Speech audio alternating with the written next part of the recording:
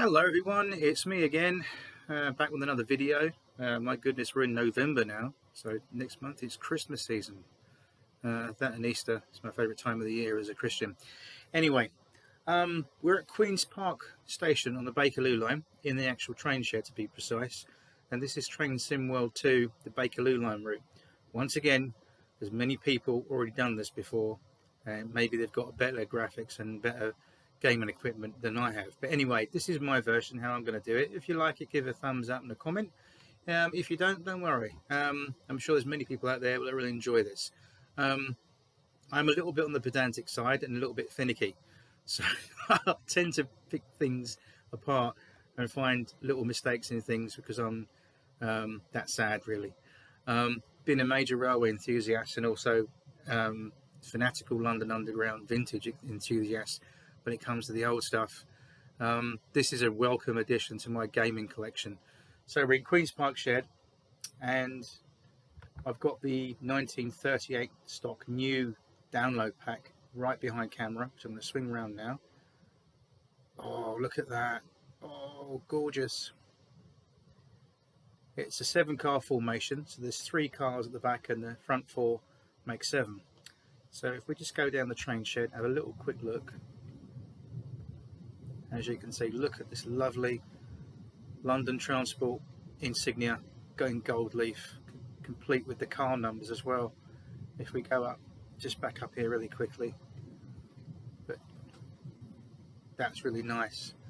The only thing I would say is that looking at that shot there, they've got the train red colour, because there's 2 shades of 1938 or LT colour red, for those of you that may or may not know. But in the 70s, London Transport introduced what was known as bus red, compared to the deeper, darker red, which is this correct colour of train red. Anyway, told you I was finicky. But looking at that interior shot, the LT green, or cerulean blue as it's actually called officially, but it's known as LT green, it looks a little bit too light for my liking in the interior, the way they've done this. If you look at Train Simulator 2021, their version of the 38 stock, they've got the correct shade of darker LT green, but this looks like the worn sort of faded look you would have found in the sort of 70s. But anyway, it's better than nothing. It's a vast improvement from that silly Isle of Wight livery that I couldn't stand, and the many incorrections. But again, told you I like to moan about things. People are really finicky about trains, planes, you name it, Spitfires, anything that they are interested in, and for me it's trains. Anyway, just walking down to the rear end of the unit, just giving you a quick walk through. As you can see, these are correctly coupled in the middle there, so that forms the 7-car set, and you can actually walk through the train from the other end. But anyway, let's whip back up this way.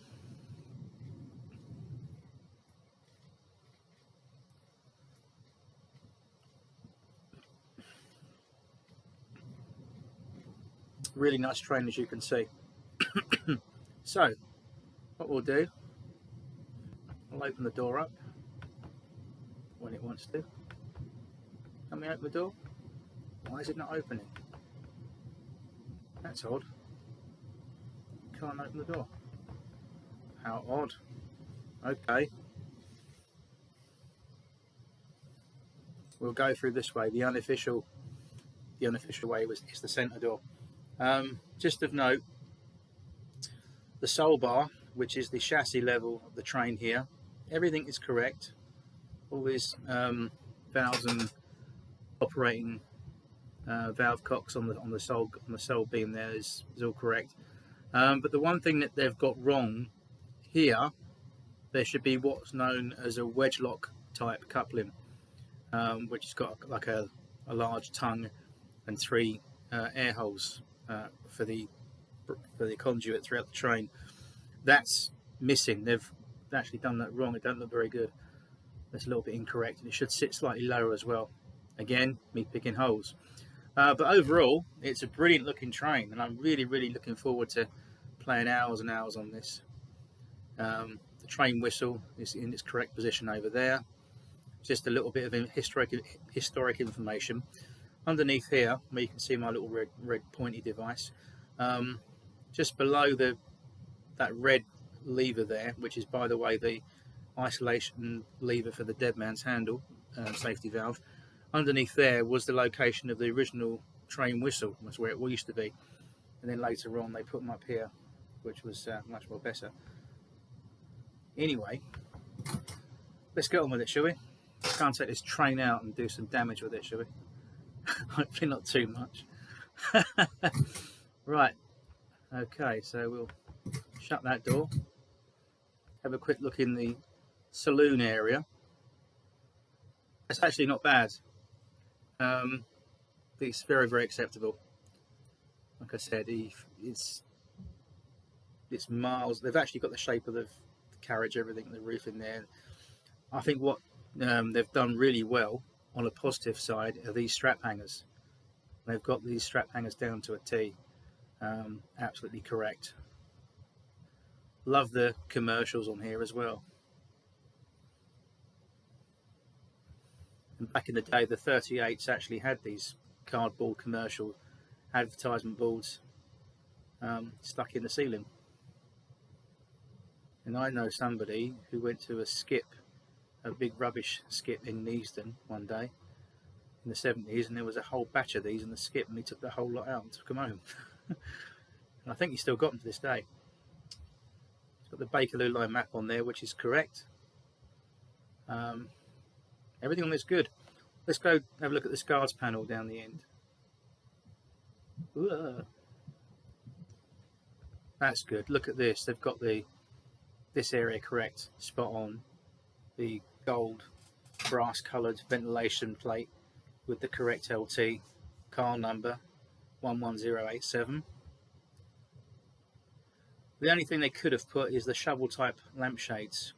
These particular stock were fitted with an Art Deco, looked like a shovel, what you shovel coal in a steam engine with, the top part of it, which you hold the coal on, hence the term shovel type lamps. They were beautiful, and I'm told they got pinched quite quickly by the train crews for used as ashtrays, but they are really something of beauty. Again, this whole train was designed and built in 1938. And they are absolutely a piece of Art Deco on wheels. And as you can see from the moquette seating, which is correct, the wooden oak window pillars, maple slat flooring, the leather armrests, and obviously the really nice ambience of the lighting in here it was meant to give the impression of being sat in one's front room. And that was the idea, design behind it. When London Transport designed these trains, they really did design them well. So let's sit in one of the seats here, for example. And it's, as you can see from this camera shot here, it's like sitting in your front room, a cosy front room on a winter's evening. It's just really a cosy little train. And there's only one of these left in operation now, which is a 4-car train that's owned by the London Transport Museum in London, England. And it goes out on rail tours, and it's a thing of beauty. I've never been on it, and I'd love to get on it, but you just can't get on it because it's always sold out. But yeah, very nice. Okay, let's get out of our seat and onto the driving. So we're just going to mosey on down to the cab. Rapid rate of knots. Right, shut the door. But, right, first things first, we'll prepare the train. So if we go over here, there's a little bit of a new additions to play with, which is the destination blind cabinet. So we want to change this. So first of all, we want to just open that up like that. And if we highlight that, it says blank. So you want to go to Elephant Castle. That says Bakerloo. Not in service. Elephant Castle. There we go. Elephant Castle. Perfect. Now we can shut this up. There we go. Right, this wasp coloured stripy thing over here is the Wakefield flag switch. It's actually supposed to be pressed down like that, and then to actually operate it, you pull it back up. But for all intensive purposes, they've put it around the opposite sequence, which is a little bit odd. As you highlight it now, it says weak field flag on. So naturally, you've got to push it. You've got to push it down to make it come on. Anyway, so it's technically engaged for what we want. It's actually switched on there. So what is the weak field flag switch? Well, the weak field flag switch is actually connected up via an electrical circuit to the traction motors, and it gives a higher rate of running over the weak field of the motors. So basically, it gives you like an extra higher gear and gives you like a faster rate of acceleration. And these were great if you ever lost time or you needed to catch up on the timetable. Unofficially, you could whack one of those up or down, and you could catch up by making the train perform much faster. On the central line of the London Underground, they had a more up-to-date version of these trains called the 1962 tube stock, which were very, very identical in appearance and operation. And they had a weak field flag switch on there, and a lot of those got taken out by the train crews, or certainly by management, because they were a little bit unofficial, even though they were built as part of the train design. A lot of train crews, it was in the rule book that you couldn't actually use them on certain sections because obviously the train would go like the clappers. But there was stories of drivers using them on the mainline section and catching up remarkably fast. Anyway, that's what the weak field flag switch does. It gives the train a higher rate of running. So we've set the destination blinds over here, set the weak field flag switch. So if we go on over here, let's move the seat out of the way because it's in my way for what we want to do next. We walk over to here.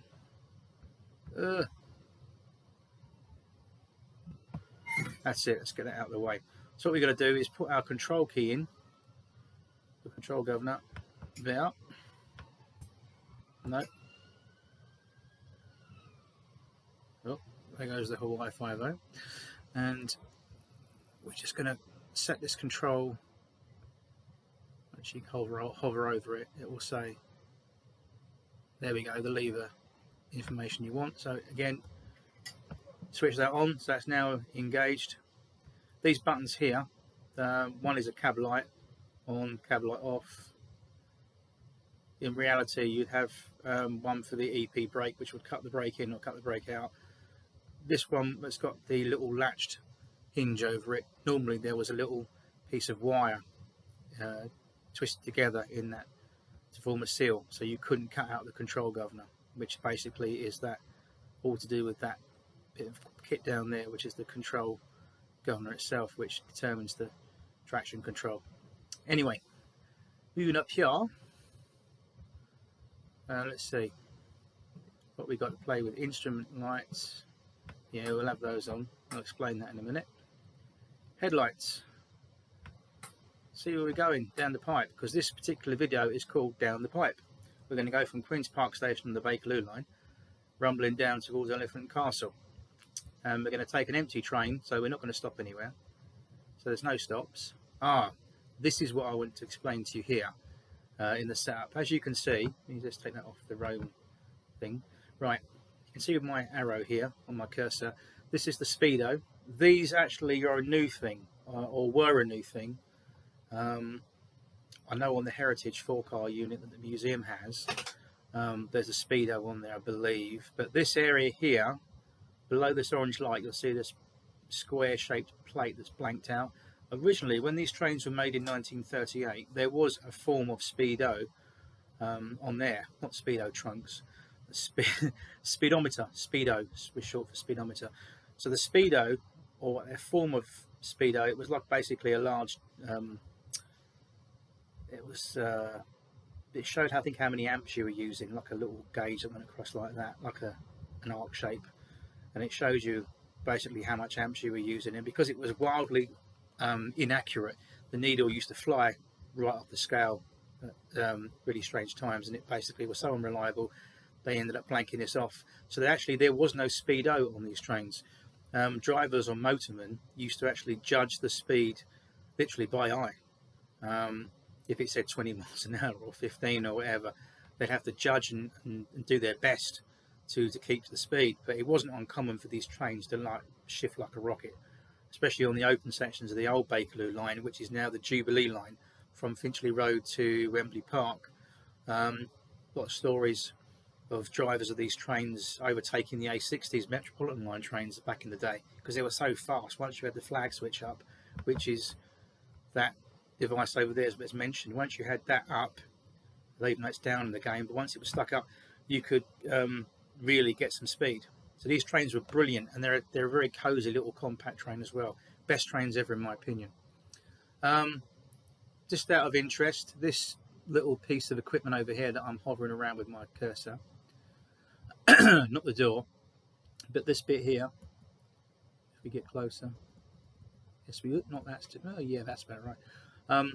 This is known as the Mercury retardation unit, and it's nothing to do with stupid Mercury. It's not retarded. No jokes intended there, but the Mercury retardation unit, what it was, it worked in conjunction with the master brake controller, which is over here. It's that handle there, and basically every time the driver made an application, it caused mercury to flow around these tubes around here, and it controlled the rate of brake on the train. And if these were set properly, because the brake itself was in two parts, it's electropneumatic brake, and then you've got the Westinghouse brake. And the Westinghouse is obviously different to the EP for short, because the EP is an electrical brake and the Westinghouse is a pure air brake. So basically this piece of equipment here controlled the right electrical braking on the train. And if the fitters had been tampering with this in the wrong way, it could actually muck up the brakes and have disastrous results, as one motorman told me. Anyway, I know I've waffled on a lot, but it's a brilliant train. Let's have a look around it before we quickly take it out. Very, very good. That's the vent. That's the vent there. That brings in the fresh air. Starting bell. This is not original, by the way. Really quickly, for the die-hard 38 fans, this bit was never on the train. This is actually copied from the Class 483 revamped version of the Isle of Wight, and all they've done is just basically reskinned it slightly for the game purposes. But this was never there. This was all actually buttons and stuff. That was actually a cabinet there. Okay. Right, so let's take it out. So let's put the seat up then, or down.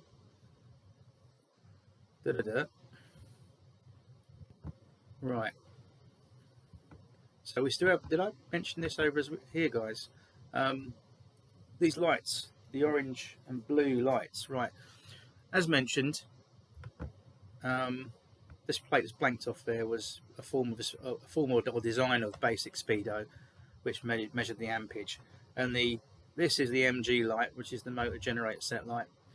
And this blue light should not be on, because this is known as the sequence indicator light. And this blue light would only come on once all the traction motors were across the 630 volt line and notched up to full parallel via the equipment underneath. Right, a quick history lesson. Let's go outside a minute. I'll show you something. For those of you, certainly across the pond, a lot of the Americans who are watching this channel, or those of you out there that don't know much about tube trains or design of tube trains, this particular train, the 1938 stock, was an absolutely revolutionary, iconic train of the future back in 1938. Because up until 1938, a lot of London Underground trains that ran in the tunnels, the tube trains as such, because they run in a tube-shaped tunnel, as opposed to the larger trains, they had all their motor equipment in this part over here, the part of the carriage where people sit in. But you've got the driver's cab there, all this space here. The first 1, 2, 3, 4, the first 4 windows were occupied by all the motor and traction equipment that helped notch up the train to accelerate the motors. Well, in 1938, someone came up with a brilliant idea of putting all the traction equipment in a much needed space underneath on the car floor.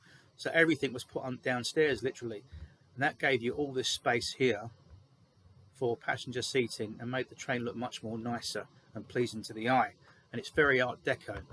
Apart from the design, obviously it's designed to fit in a tube tunnel, which is a circular bore. What I love about these trains is not only the colour and the design, but look at this smooth, look at that shot there, look at the roof. This Norvent feather grille, ventilation grille at the front. It really is an Art Deco design, and we can see, oh, there's someone sitting in the cab. It might be a virtual reality person, driver, motorman type dude in there. But anyway, just out of curiosity, look at the front of this train. It really is a beautiful Art Deco train, and I think this is my favourite London Underground tube train. Second being the 62s, the silver trains that are on the Central. But these trains are iconic. They not only sound iconic, but they look iconic. Everything is beautiful about this train. And I know there's some people watching this that were ex-motormen, drivers that actually drove these trains in real life. One person I can think of actually did. So if he's watching this, I know he's going to like this one. Anyway, let's get back inside the train. So, first of all, put a reverser key in. Let's just set the view ahead so we get everything in shot. Like that. That's about right, I reckon. So, oh, don't do that yet. Oh, someone's got off a detonator. There's firework night over here. Right, that's the brakes off. I'll put it back on because we're actually going to roll down the hill otherwise. It's a little bit of gradient out the shed. But just if you've not seen this game before, really quickly, over here, this is your speedo dial, tells you how fast you're going, and obviously where you've got a little red indication mark there, that's your speed limit. That's where you keep up to or below and don't go over. If you do go over, then they knock points off your score and things like that, but I don't care because I'm a bit of a rebel. But this bit over here, this is what we pay attention to. If you keep your eye on that while we're playing the game, this is your brake gauge. It tells you obviously that your brakes are released or on or applied. So at the moment we've got 15 pounds of pressure on there, 65 pounds pressure, and there's 15 on at the moment, just holding it. This bit down here where it says amp, this is how much amps you're drawing when you obviously open up your motors. But anyway, we really do need to get going to stop waffling. So here we go. So first thing we need to do is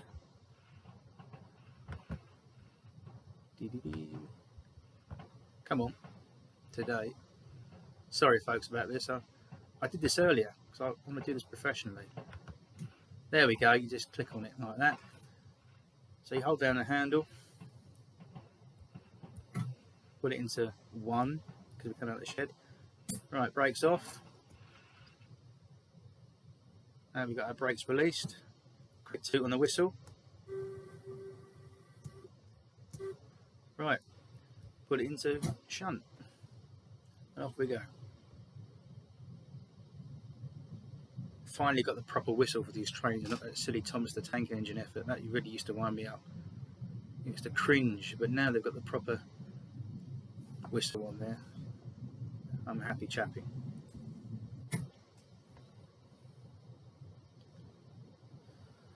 So we're going to come out here.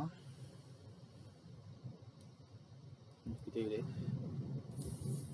oh, that one. There's a nice shot. And also, if you press the whistle, it's a bit more louder. Hey, there she comes. Nice bit of articulation there from all the cars. Brilliant. Coming into the platform.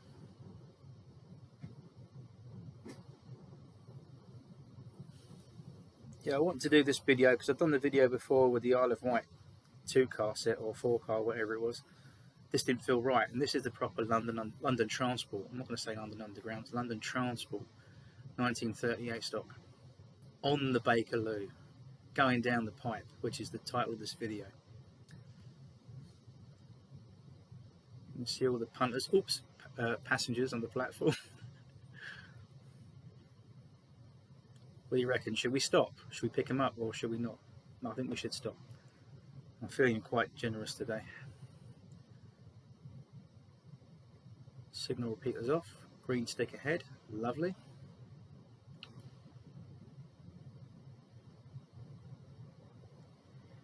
What we do, we go down to the footbridge, just to the bottom of the steps there, and we'll stop there.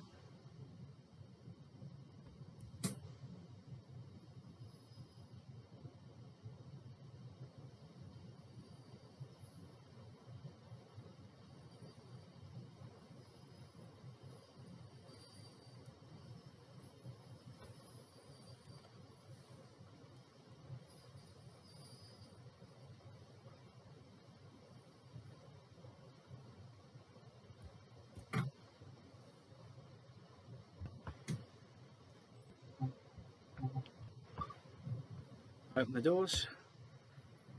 That's a nice shot, look at that. Very nice.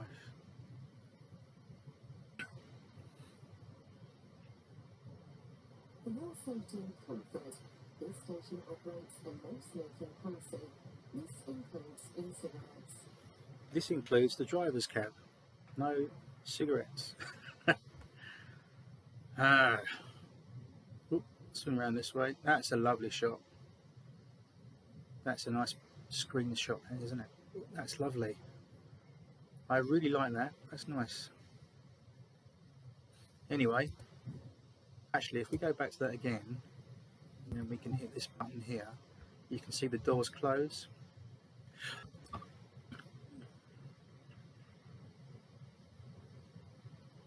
He said, oh, there we go. Doors closed. Be nice if there was a little ding from the guard, but unfortunately not. Right. Okay. Put it into forward 2 this time because we're on the main line. Take the brakes off. Now we're going to go down the pipe, which is the London Underground slang word for down the tunnel, down the pipe.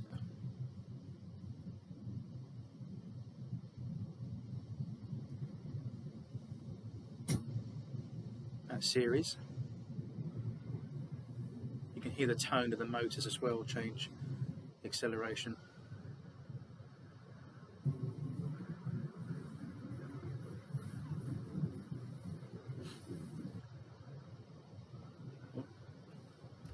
Shut off because we just lost motors momentarily going over those crossings.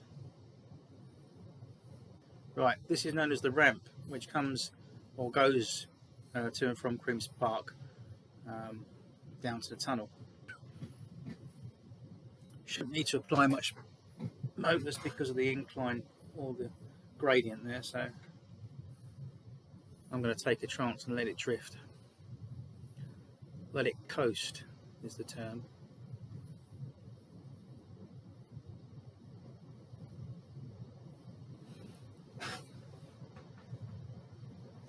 .35 boards there on the left, just passing it.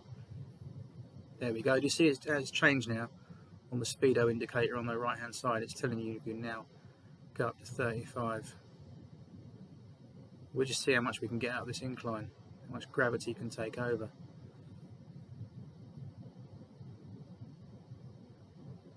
Right.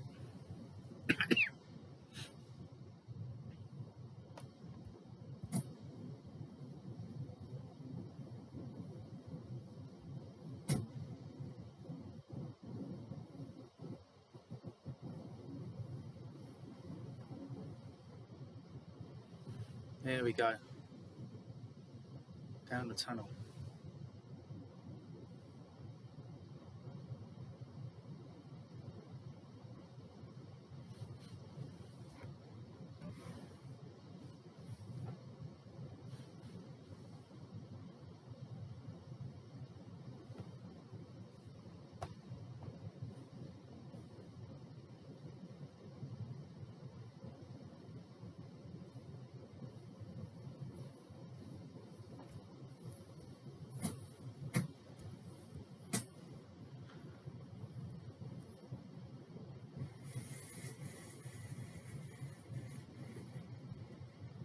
Oh, we're going to overshoot.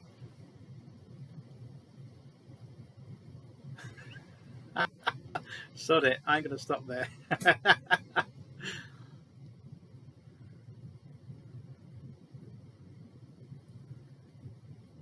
wasn't paying attention. I was thinking about something else and I didn't realise it. I should have stopped. Sackable offence. All those people will now have to get out on the next station and catch one back. Oh, there goes another detonator. Someone's letting detonators off outside. No, it's fireworks. Sounds like a detonator though. What is a detonator? It's a railway explosive about the size of a Jaffa cake, clipped to the running rail to avoid any approaching trains or obstruction on the track ahead. And they go with a large bang when the train runs over it.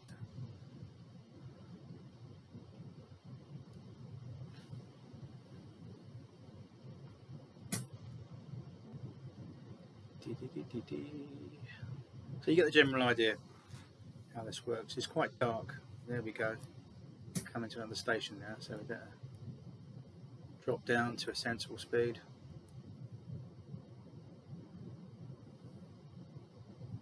There we go. That's more like it.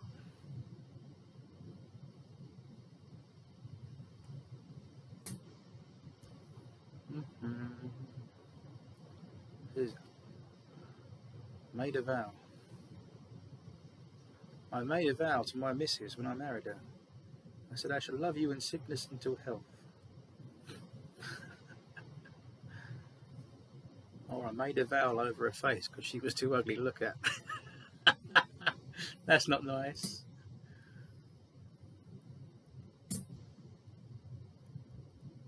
Marriage is a beautiful thing if you're married. Because while your missus is watching Strictly Come Dancing on BBC One, you can go in the bedroom and play this.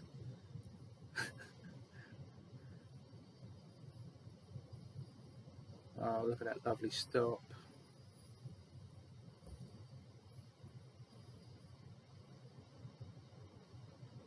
Beautiful.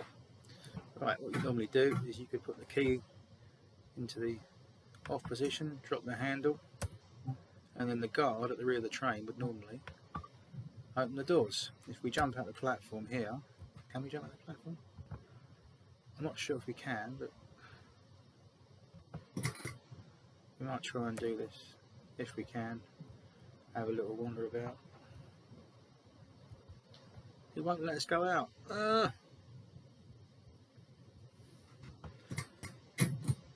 That's not good.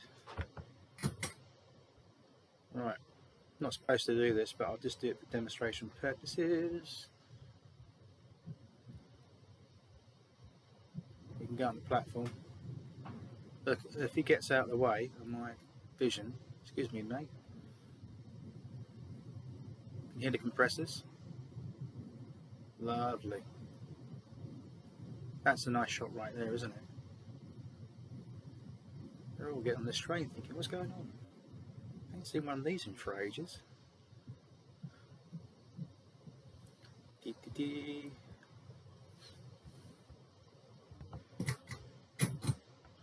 Right. Get back to it. Shut the doors.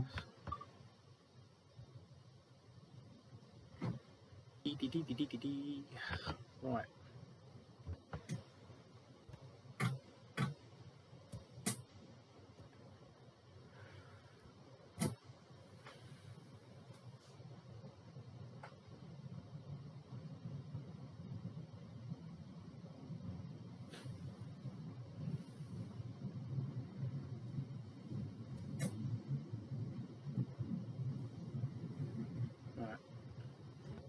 What I'll do, I'll quickly turn around and I'll put the cab light on.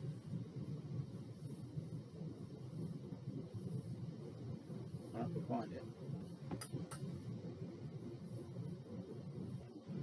There we are.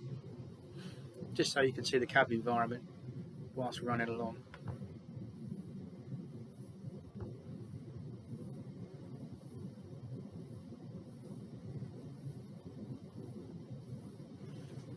I'll tell you something really cool.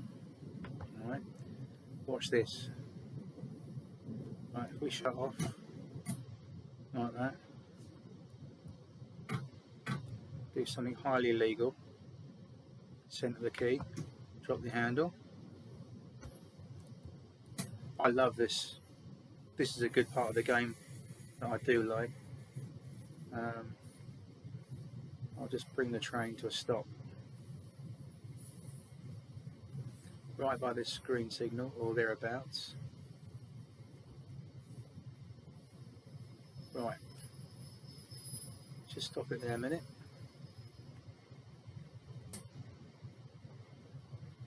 Okay. Say for example we wish there was an emergency scenario and we had to put a train, screw it down. What you could do is you could put the brake EP max, and then obviously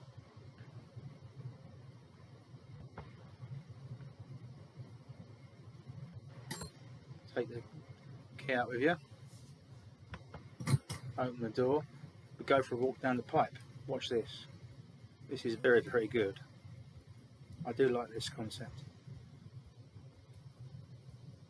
Let's go for a walk, shall we?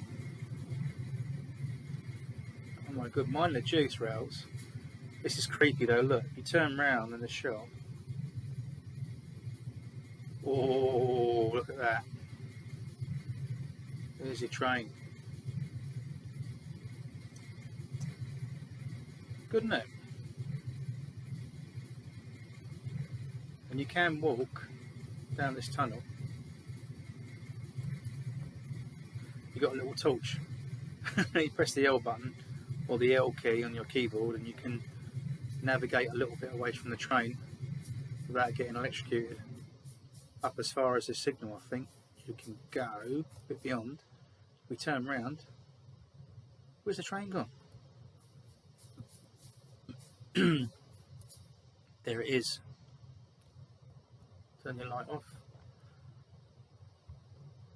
That's creepy, isn't it? Imagine if you were stuck down a tunnel and that come towards you. Love the ambience lighting as well. Very, very good. Anyway, I'll stop buggering around and get on this train. I've seriously got to take this train. The line trollers have my guts for guards. Oh dear. Sit in the driver's seat. Ooh, let's turn the. No, I want the cab. I want the cab light on, don't I? See what I'm doing.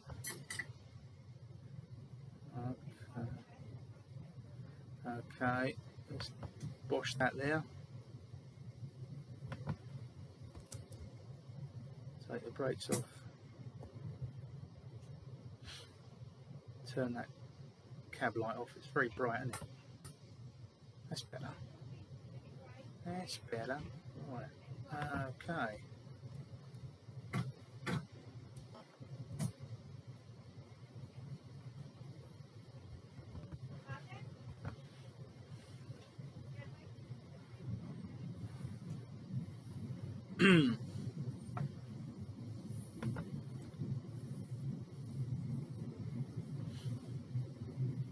I just thought I'd demonstrate those little things in the game because I think they're brilliant.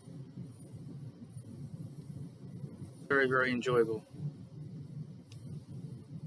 I think it'd be really cool if you could jump out the train and walk down the tunnel and find like a disused station or something and walk around there. That's asking too much, but that's me watching too much Yesterday channel about hidden London Underground tube stations, which is another fascinating subject of mine. I like disused places that are historic. A bit like my wallet right now. That's very historic and disused. Oh dear.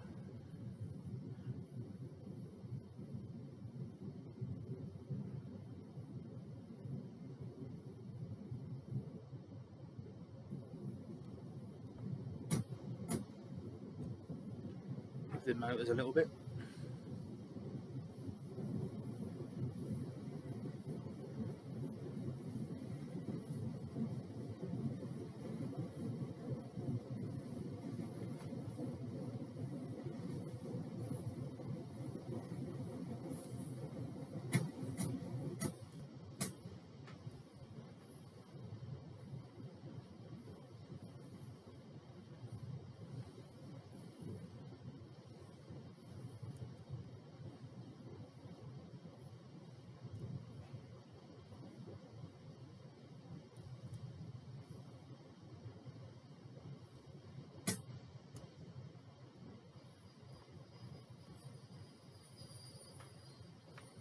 We cheated there a little bit, didn't we?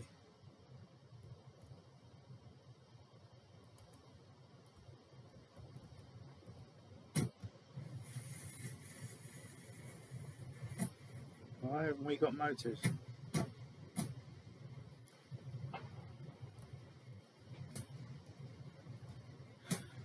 What happened there? That was a bit odd, wasn't it? There we go. For some reason, it didn't want to go any further. That's not good, Gov. I have to call the fitter out.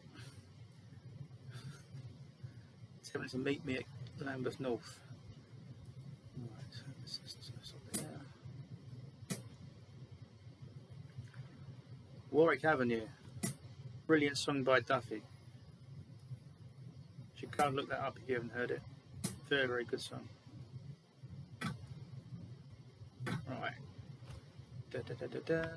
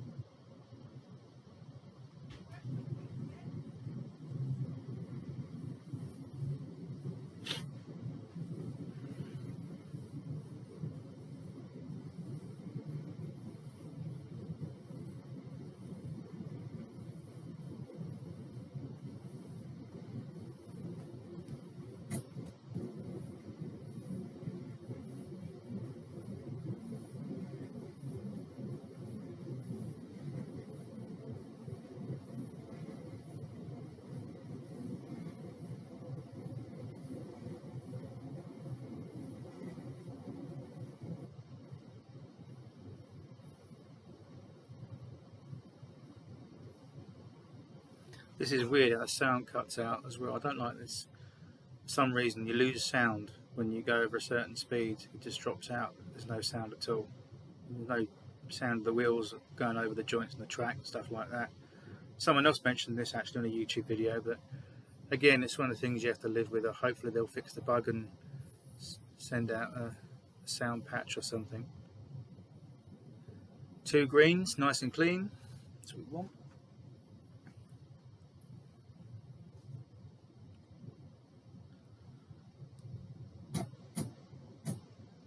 I think what I'm going to do is stop at the next station and call it a day, because we could go on and on and on. It is in real time. It's quite a long journey to the Elephant and Castle, the terminal station. So just really want to do this for demonstration purposes, you guys, just to show you what it's like. And obviously being driven with a 38 is much more nicer.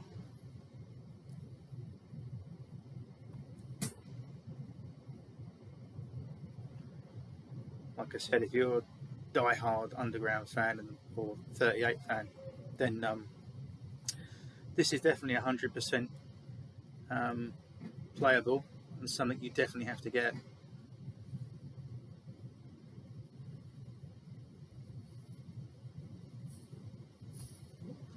Paddington. See if we can go find some bears.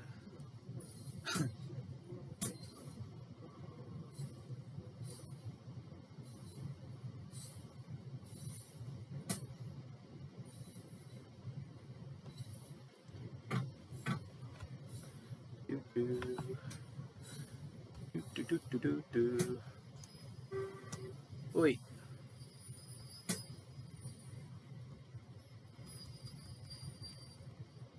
That's as far as we're going to go.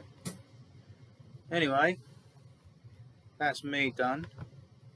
And love you and leave you.